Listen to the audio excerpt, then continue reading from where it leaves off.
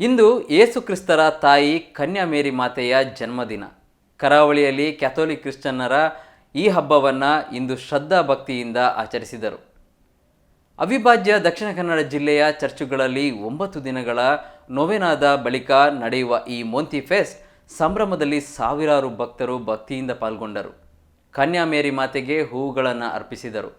ಬಂಟ್ವಾಳ ತಾಲೂಕಿನ ಫಾತಿಮಾ ಮಾತೆಯ ದೇವಾಲಯ ಮುಚ್ಚಿರಪದವು ಪೆರುವಾಯಿಯಲ್ಲಿ ಕೂಡ ಕನ್ಯಾ ಮೇರಿಯಮ್ಮನ ಜನನದ ಹಬ್ಬವನ್ನು ವಿಜೃಂಭಣೆಯಿಂದ ಆಚರಿಸಲಾಯಿತು. ಬೆಳಗ್ಗೆ ಬಲಿಪೂಜೆಗೂ ಮುನ್ನ ಮೇರಿ ಮಾತೆಗೆ ಮಕ್ಕಳು ಸೇರಿದಂತೆ ಕ್ಯಾಥೋಲಿಕ್ಕರು ಹೂವುಗಳನ್ನು ಅರ್ಪಿಸಿದರು. ಬಳಿಕ ಚರ್ಚ್ನಲ್ಲಿ ಧರ್ಮಗುರು ಫಾದರ್ ಸೈಮನ್ ಡಿಸೋಜಾ ಅವರ ನೇತೃತ್ವದಲ್ಲಿ ಸಂಭ್ರಮದ ಬಲಿಪೂಜೆ ನಡೆಯಿತು.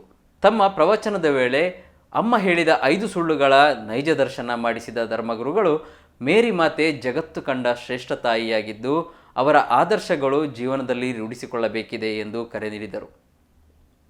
ಇನ್ನು ಈ ದಿನವನ್ನು ಕುಟುಂಬದ ಹಬ್ಬವಾಗಿಯೂ ಆಚರಿಸುವ ವಾಡಿಕೆ ಇದ್ದು ಬಲಿಪೂಜೆಯ ಬಳಿಕ ತೆನೆ ವಿತರಿಸಲಾಯಿತು.